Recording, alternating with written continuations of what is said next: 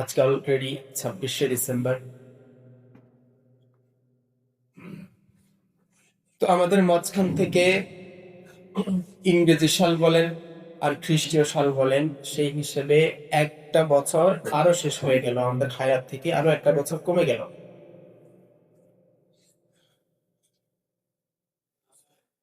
সে হিসেবে গত এক বছরে আমরা কি করেছি, কি ছেড়েছি, কতটুকু গুনাহ করেছি, কতটুকু নেকি অর্জন করেছি, কতটা নেক আমল করতে পেরেছি, কতটা গুনাহ করে ফেলেছি, সে হিসাব আমাদের প্রত্যেক ব্যক্তির কাছে নিজের হিসাব আছে। আমরা সবাই যার যার গুনাহ সম্পর্কে অবগত আছি, কে কতটুকু গুনাহ করেছি, কি করেছি না করেছি। মুসলমানদের জীবনে, মুমিনের জীবনে না জেনে গুনাহ করার পরিমাণ অত্যন্ত অল্প। যে আমি জানি না এটা যে গুনাহ, এরপরে গুনাহ হয়ে গেছে, না জানার কারণে হয়ে গেছে, এই রকম অবস্থা খুবই কম। সাধারণত আমরা মানুষ, আমরা গুনাহ করে সব জেনে শুনে এবং সব জ্ঞানে গুনাহ করে। তো এই জন্য যেহেতু একটা বছর আমাদের মাঝখান থেকে বিদায় নিতে যাচ্ছে, আমাদের উচিত হবে আমরা আল্লাহর কাছে তাওবা করা, যে আমাদের জীবনের হায়াত থেকে, হায়াতের বরফ গলতে গলতে আরো একটা টুকরা শেষ হয়ে গেল, হায়াত থেকে আরো একটা বছর কমে গেল, মৃত্যুর দিকে আরো একটা বছর আমরা আগায় গেলাম, আমাদের নতুন বছর শুরু হচ্ছে। এই ইংরেজি সালের যে নতুন বছর, এটাকে বলা হয়, এই নতুন বছরের যেদিন শুরু হয় এবং যেদিন শেষ হয়,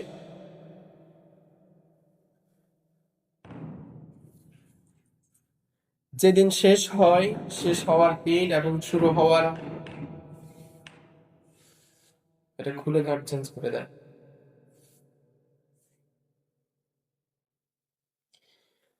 ইংরেজি বছরের শেষ দিন যেদিন শেষ হয়, ওই দিন রাত এবং শুরু হওয়ার রাত, এটাকে বলা হয় 31st নাইট। এই 31st নাইটের উদযাপন মানে হচ্ছে নববর্ষের যে উদযাপন করা হয়, সেটাকে 31st নাইট বলা হয়। এই 31st নাইট কোত্থেকে আসলো, কেন আসলো, কেন উদযাপন করা হয়, আমাদের করণীয় কি, এবং এই ব্যাপারে কোরআন এবং সুন্নায় কি বলা আছে, এই বিষয়ে আমরা কয়েকটি কথা আজকে আপনাদের সাথে শেয়ার করার চেষ্টা করব ইনশাআল্লাহ। বছর এবং দিনের হিসাব আল্লাহ তাআলা বলছেন, হুয়াল্লাযী জাআলাশ শামসা দিয়াআন ওয়াল কমারা নূরান ওয়া কদ্দারাহু মানাজিলা লিতা'লামু আদাদাস সিনিনা ওয়াল হিসাব। আল্লাহ পাক বলছেন, আল্লাহ তাআলা সূর্য এবং চাঁদকে, সূর্যকে প্রখর রশ্মি দিয়ে এবং চাঁদকে স্নিগ্ধ আলো দিয়ে সৃষ্টি করেছেন, এবং এটা সৃষ্টি করার পেছনে আল্লাহর উদ্দেশ্য হচ্ছে যাতে করে আমরা, অর্থাৎ মানুষ এবং জিন জাতি, বছর এবং দিনের হিসাব করতে পারি, বছর এবং দিনের হিসাব রাখতে পারি। মা খালাকাল্লাহু যালিকা ইল্লা বিল হাক্কি ইউফাসসিলুল আয়াতি লিকাওমিন ইয়ালামুন। আল্লাহ তাআলা এমন কিছুই সৃষ্টি করেননি যেখান থেকে কোনো উপকার নাই, বোঝার মতো কিছু নাই, বরং আল্লাহর প্রত্যেকটা সৃষ্টিতে, প্রত্যেকটা আল্লাহর যে মখলুক আছে, এটার মধ্যে জ্ঞানীদের জন্য আল্লাহ নিদর্শন রেখেছেন। এই চাঁদ এবং সূর্যকে আল্লাহ সৃষ্টি করেছেন যাতে করে আমরা দিন এবং বছরের হিসাব রাখতে পারি।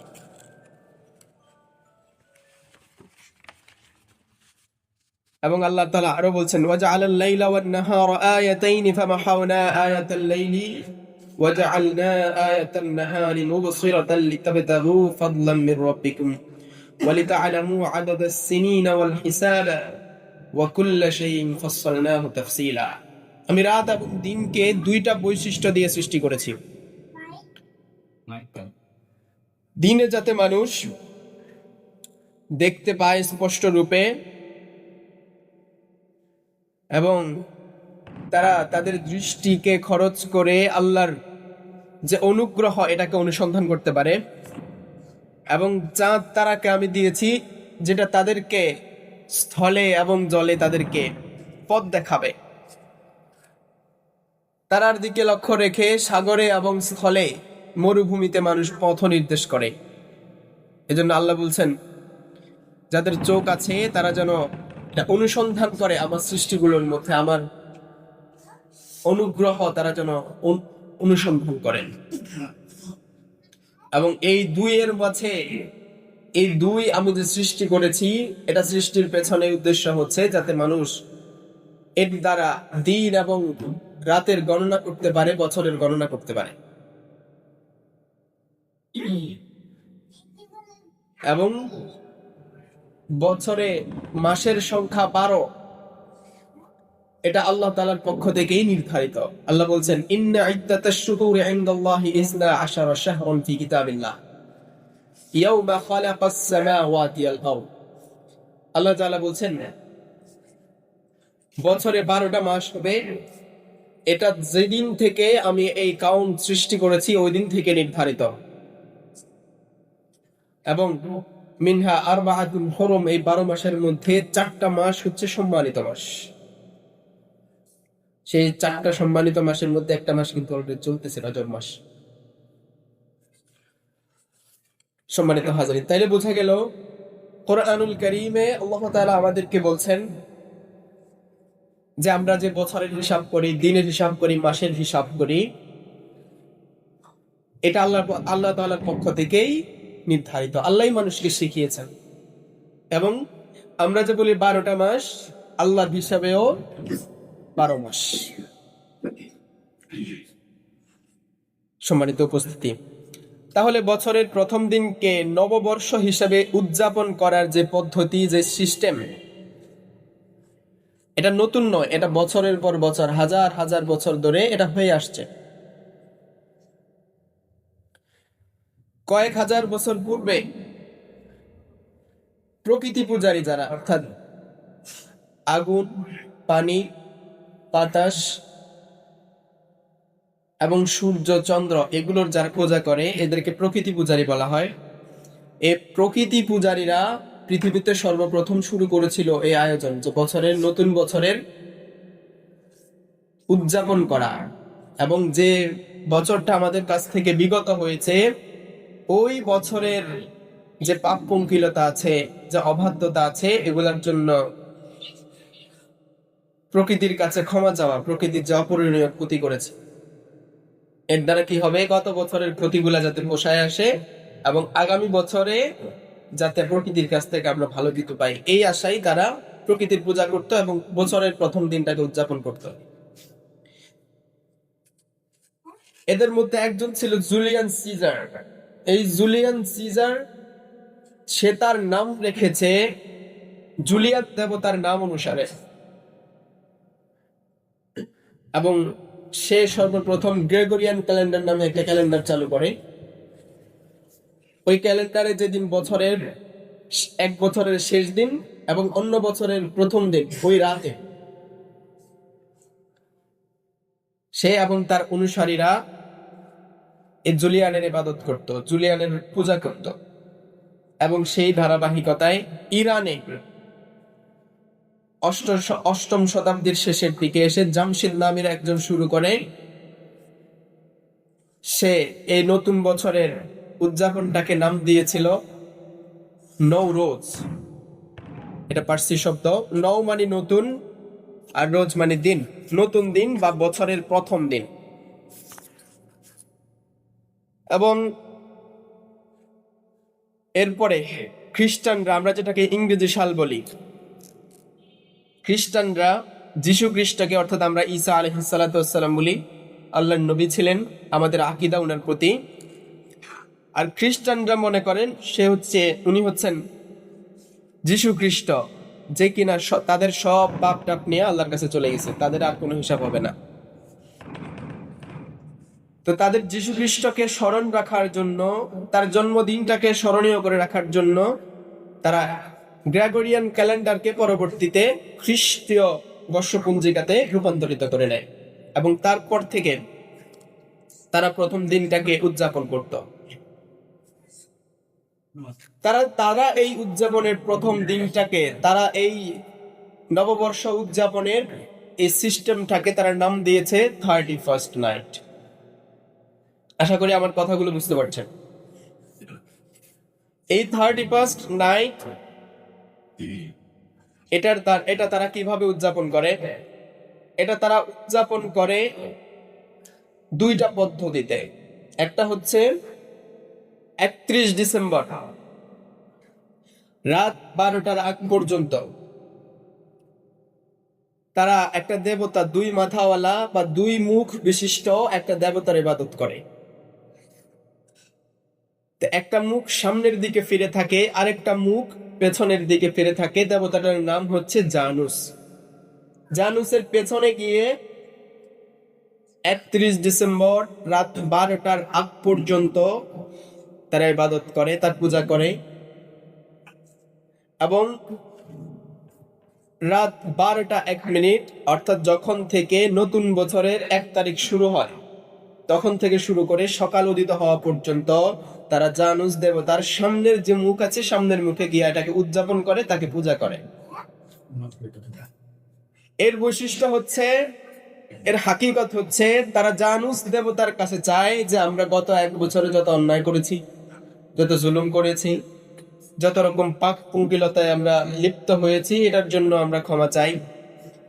এবং সামনে যে মুখ আছে ওটার সামনে যখন তারা পূজা করে, যখন তারা ইবাদত করে, উদযাপন করে, তখন তারা বোঝাতে চায় আগামী 1 বছর আমাদেরকে তুমি ভালো রেখো।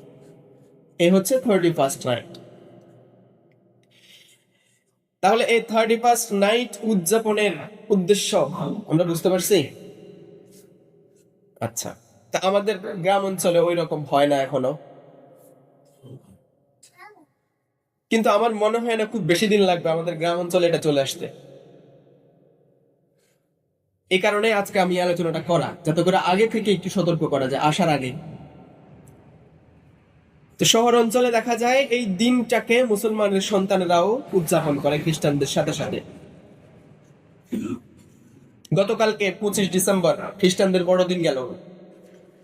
তো খ্রিস্টানদের বড়দিন তাদের উৎসব, আমাদের কি? অনেক মুসলমানের সন্তান তাদের বড়দিনের শুভেচ্ছা জানাচ্ছে।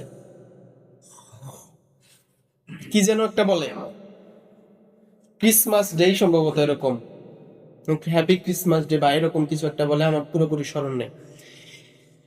তো এটা বলে তারা কি করছে, গতকালকে তারা একজন অন্যজনকে মানে শুভেচ্ছা জানানোর চেষ্টা করেছে, অথচ জানেই না যে খ্রিস্টানদের উৎসব আমার কি। খ্রিস্টানরা কি আমাদেরকে ঈদ মোবারক বলে নাকি? খ্রিস্টানরা কি আমাদেরকে বলে না তো তাকাব্বালাল্লাহু মিন্না ওয়া মিনকুম, তারা বলে না তো আমাদেরকে, কখনোই বলে না। তা আমরা তাদের উৎসবে কেন অংশ হইতে যাবে? তারা তো আমাদের উৎসবের অংশ হয় না। এই কারণে যার উৎসব সে পালন করবে, এখানে আমাদের ঢোকার প্রয়োজন নাই। একইভাবে 31st নাইট এটাও খ্রিস্টানদের উৎসব, তারা পালন করুক, আমাদের এখানে নাক গলানোর প্রয়োজন নাই। আমরা এটা পালন করব না। কেন করব না একটু পরে বলছি।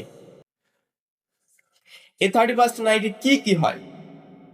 31st নাইটে খুব বিকট শব্দে বাজি ফোটানো হয়, এরপরে ফানুস জ্বালানো হয়। দুইটাই ভয়ঙ্কর। আর অশ্লীলতা, গান বাজনা ইত্যাদির কথা নাই বললাম, ওটা সবাই জানে, সব সময় হয়। এই দুইটার ক্ষতিকর দিকটা একটু বলি প্রথমে। আমরা যে বাজিগুলো ফুটতে শুনি, আমাদের কানে যে সাউন্ড আসে, মানুষের সহ্য ক্ষমতা, সাউন্ডের সহ্য ক্ষমতা, শুধু মানুষ না, সকল প্রাণীর যাদের শোনার সক্ষমতা আছে, তো শোনার সক্ষমতার যে প্যারামিটার, এটাকে বলা হয় ডেসিবেল। মানুষ সাধারণত 80 থেকে 85 ডেসিবেল শব্দ তাদের কানে সহ্য করতে পারে, আমাদের ব্রেইন এটা অ্যাবজর্ব করতে পারে, নিতে পারে। 80 থেকে 85 ডেসিবেলের বেশি যদি হয়ে যায় শব্দের তরঙ্গের পরিমাণ, এটা তীব্রতা, তখন মানুষের পক্ষে এটা সহ্য করা কঠিন হয়ে যায়। এমনকি যদি এটা 90 থেকে 100 ডেসিবেল যদি শব্দের তীব্রতা হয়, সেক্ষেত্রে মানুষের মৃত্যু হতে পারে। বিশেষ করে যাদের ব্রেইনের কোনো প্রবলেম আছে, যাদের রোগ প্রতিরোধ ক্ষমতা কম, যাদের হার্টের প্রবলেম আছে, তাদের ক্ষেত্রে 85-র উপরে যদি ডেসিবেল শব্দ তার কানে খুব জোরে জোরে আসে, খুব কাছ থেকে আসে, ওই ব্যক্তির মৃত্যুর আশঙ্কা রয়েছে। স্বাভাবিকভাবে আমাদের কথাবার্তা যত জোরেই বলি না কেন, এই শব্দের মাত্রা থাকে 65 থেকে 70 ডেসিবেল, যেটা খুবই হাই জোরে যদি আমরা কথা বলি, অনেক জোরে যদি আমরা কথা বলি, এবং এটা সহ্য করাও তো অনেক সময় আমাদের জন্য বিরক্তিকর হয়ে যায়, ঠিক না? আমাদের জন্য বিরক্তির কারণ হয়। সেই জায়গায় 80 থেকে 85 ডেসিবেল শব্দ আমাদের কানে অ্যাবজর্ব করতে পারে, এর থেকে বেশি পারে না। তো মানুষের বেলায় যদি এমন হয় যে 100 ডেসিবেল শব্দের কারণে কোনো মানুষের মৃত্যু হওয়া খুবই সম্ভব, সেক্ষেত্রে প্রকৃতিতে তো আরো অনেক কিছু আছে, আল্লাহর আরো অনেক মাখলুক আছে যারা মানুষের চাইতে অনেক দুর্বল। পাখিদের ক্ষেত্রে 80 থেকে 80-র উপরে ডেসিবেল যদি হয়, 75 থেকে 80 ডেসিবেলের উপরে যদি শব্দ তরঙ্গ আসে, শব্দের তীব্রতা হয়, সেক্ষেত্রে পাখিদের মৃত্যু ঘটতে পারে, এবং এটা অ্যাভেলেবেল হয়। গত বছর আমরা দেখেছি শব্দের তরঙ্গের কারণে, আতশবাজির আগুনের ফুলকির কারণে অনেক পাখি মারা গেছে। এমনকি পাখি তো মারা গেছে, 2টা শিশু মারা গেছে, একটা চট্টগ্রামে আর একটা রাজশাহীতে, একটা ঘরে মায়ের কোলে, আরেকটা হসপিটালে, এই শুধুমাত্র শব্দের কারণে। কারণ শিশুদের ব্রেইন, শিশুদের কান অত্যন্ত সংবেদনশীল, এরা বেশি একটা চাপ নিতে পারে না, কারণ ওই পর্যন্ত তাদের ব্রেইন অ্যাবজর্ব করতে পারে না। তো আপনার উল্লাস, আপনার আনন্দ আরেকজনের ঘরে সুখের ছায়া নামিয়ে দেয়, জীবন কেড়ে নেয়, পাখিদের মৃত্যু ঘটায়, শিশুরা মৃত্যুবরণ করে। তো এইরকম উদযাপন, এটা কোনো উদযাপন হইতে পারে না, এটা কোনো সভ্য সমাজের উদযাপন নয়। তো এই জন্য আমি আপনাদেরকেও বলবো একটু সতর্ক থাকার জন্য, এই বিষয়ে সচেষ্ট থাকার জন্য, যে অন্তত আমাদের সমাজে যেন এই নোংরা সংস্কৃতিগুলো চলে না আসে, এগুলো যেন আমাদের সমাজের সাথে মিশে না যায়, কখনোই যাতে না আসে। এই যে বাজি ফোটানো, এটা আমাদের ঈদের সময় অনেক সময় আমরা খেয়াল করি। গার্ডিয়ানদেরকে আমি অনেকবার সচেতন করেছি, আগে ঈদের আলোচনায়ও আমি বলেছি, যাতে এরকম করার সুযোগ তারা না পায়, তাদেরকে আপনারা এটা করতে দিবেন না। বিষয়টা এমন না যে কেউ করে ফেলছে তারা ধরে পিড়াই দিবেন, না, পিটানোর মধ্যে সমাধান নাই, বরং প্রত্যেক পরিবার নিজ নিজ ফ্যামিলির যে ছেলে সন্তানরা আছে তাদেরকে ওইভাবে করে গড়ে তোলে, তাদেরকে ওইভাবে বুঝায় নেন যে এটা করা যাবে না, এটা ক্ষতি, নিজের জন্য ক্ষতি, পরিবেশের জন্য তো অবশ্যই ক্ষতি, এটা বুঝাই নিতে হবে যাতে এরকমটা কখনোই না হয়। সম্মানিত হাজারিন, এবার আসেন আমরা এটা কেন করবো না, এই দিকটা একটু দেখার চেষ্টা করি।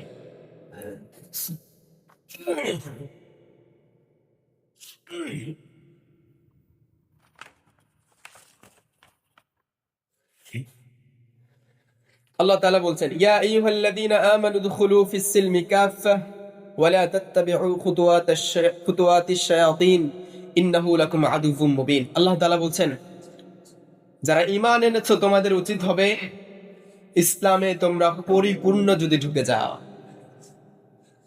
অন্যথায় কেউ যদি কদ্দুর ইসলাম, কদ্দুর অন্য ধর্ম, অল্প একটু মানবতাবাদ, সামান্য একটু গণতন্ত্র ইত্যাদি যখন মিক্সচার করে আল্লাহর কাছে গিয়ে উপস্থিত হবে, তা আল্লাহর কাছে ওই ঈমান এবং ওই ইসলাম তার কাছ থেকে গ্রহণীয় হবে না, আল্লাহ সেটা গ্রহণ করবেন না। নিরেট খাঁটি, একেবারেই নির্ভেজাল একটা শিরক মুক্ত ঈমান আল্লাহর কাছে নিলে পরে সেটা গ্রহণযোগ্য হবে। এজন্য আল্লাহ বলছেন তোমরা পরিপূর্ণ ইসলামে ঢুকো এবং তোমরা খবরদার শয়তানের অনুসরণ করো না। এখন শয়তান কারা? শয়তান মানুষও আছে, শয়তান জিনও আছে। সূরা নাসে আমরা কি পড়ি? মিনাল জিন্নাতি ওয়ান নাস। আল্লাহ, আমি জিন শয়তানের কাছ থেকেও আপনার কাছে পানাহ চাই, তার অনিষ্ট থেকে, মানুষ শয়তানের অনিষ্ট থেকেও আপনার কাছে পানাহ চাই। অর্থাৎ শয়তান খালি জিনদের মধ্য থেকে হয় না, মানুষদের মধ্য থেকেও হয়। এজন্য আল্লাহ বলছেন ওয়ালা তাত্তাবিউ খুতুওয়াতিশ শায়তান, কারণ জিন শয়তান আমরা দেখতে পাই না, সুতরাং তার পদাঙ্ক অনুসরণ করা, তার পথ অনুসরণ করার সুযোগ নাই। কিন্তু মানুষ আমরা দেখতে পাই, তার কার্যক্রমও দেখতে পাই। এই জন্য মানুষ যে শয়তান আছে তাদের কার্যক্রম যেন আমরা অনুসরণ না করি, তাদের পথ যেন আমরা অনুসরণ না করি। আল্লাহ এই দিকে আমাদের সতর্কবাণী করেছে। এরপরে আল্লাহ বলছেন ইয়া আইয়ুহাল্লাযীনা আমানু লা তাত্তাখিযুল ইয়াহুদা ওয়ান নাসারা আউলিয়া বা'দুহুম আউলিয়াউ বা'দ। আল্লাহ বলছেন ঈমানদাররা, ঈমান আনার পরে খবরদার বেঈমানদেরকে, মুশরিকদেরকে, অমুসলিমদেরকে অন্তরঙ্গ বন্ধু বানাবা না, কারণ সে তোমার বন্ধু হইতেই পারে না। তারা একে অপরের বন্ধু হয়, একে অপরের সহযোগী হয়। দেখবেন তাদের নিজেদের মধ্যে অনেক মারামারি হবে, একদল আরেক দলকে খুন করে ফেলবে, কিন্তু যখন তাদের যে কারো বিপক্ষে কোনো একটা কথা উঠে, সবগুলা কুকুর এক জায়গায় চলে আসে। এই জন্য আল্লাহ বলছেন অমুসলিমদেরকে বন্ধু বানাতে চায় না, অন্তরঙ্গ বন্ধু তারা হবে না। সুতরাং তাদের সাথে মুআমালাত করা যাবে, মুআশারাত করা যাবে, একসাথে বসবাস করা যাবে। তারা তাদের ধর্ম পালন করবে, আমরা আমাদের ধর্ম পালন করব। জোরপূর্বক আমরা তাদেরকে আমাদের ধর্মে ধর্মান্তরিত করব না, কিন্তু আমরা তাদেরকে অন্তরঙ্গ বন্ধুও বানাবো না। এবং আল্লাহ তাআলা আবার বলছেন ওয়ামাইয়াতাওয়াল্লা মিনকুম ফাইন্নাহু মিনহুম। কেউ যদি আমার এই আদেশ লঙ্ঘন করে কারোর সাথে, অমুসলিমদের সাথে বন্ধুত্ব পাতাইতে যাও, তো তুমি তাদের অন্তর্ভুক্ত হিসেবে আমার কাছে আসবা। আল্লাহর কাছে সে ওই ব্যক্তিদের, ওই দলের অন্তর্ভুক্ত হয়ে যাবে, কেউ যদি কোনো মুশরিককে, অমুসলিমকে বন্ধু বানায়। এই দুইটা কারণ পাইলাম, যে সব কারণে আমরা এই 31st নাইট উদযাপন করতে যাব না। এরপরে عن ابن عمر رضي الله تعالى عنه قال قال رسول الله صلى الله عليه وسلم। ইবনে উমর থেকে বর্ণিত, নবী করিম সাল্লাল্লাহু আলাইহি ওয়াসাল্লাম ইরশাদ করছেন মান তাশাব্বাহা বিকওমিন ফাহুয়া মিনহুম। কারো কার্যক্রমে, কারো পোশাক আশাকে, কারো সংস্কৃতিতে, কারো ইবাদতে, কারো চালচলনে যদি অন্য কোন ধর্মের মানুষের সাথে তার মিল হয়ে যায়, সামঞ্জস্যপূর্ণ হয়ে যায়, তাহলে সে তাদের অন্তর্ভুক্ত হিসেবে বিবেচিত হবে আল্লাহর কাছে। আবার বিষ্ণু বলছেন খালিফুল ইয়াহুদা ওয়ান নাসারা ফাইন্নাহু লা ইউসাল্লুনা ফি খিফাফিহিম ওয়ালা ফি নিআলিহিম। আল্লাহ রাসূল সাল্লাল্লাহু আলাইহি ওয়াসাল্লাম বলছেন তোমরা ইহুদি এবং নাসারাদের বিপরীত করো, তাদের সাথে মিল করো না। ইহুদি এবং নাসারারা যেটা করে সেটা তোমরা করতে যাও না। সর্বোপরি যেহেতু এই অনুষ্ঠানগুলো সাধারণত খ্রিস্টানদের এবং অন্যান্য ধর্মীদের হয়ে থাকে, ইভেন পয়লা বৈশাখ মুসলমানদের উৎসব না, এটা হিন্দুদের একটা সংস্কৃতি। ভারতীয় উপমহাদেশের আর্যদের একটা সংস্কৃতি, হিন্দুদের সংস্কৃতি, এটা মুসলমানের সংস্কৃতি নয়। সুতরাং এই ধরনের উৎসব যেগুলো আছে, অমুসলিমদের যে উৎসব আছে, তারা তাদের উৎসব পালন করুক, আমরা বাধা দিতে যাব না, কিন্তু আমরা তাদের সাথে এই উৎসবে শরীক হইতেও পারবো না। এটা আমাদের ঈমানের দাবি, এটা ঈমানের দাবি। কোন মুসলমান এই ধরনের অনুষ্ঠানে সংহতি প্রকাশ করতে পারে না।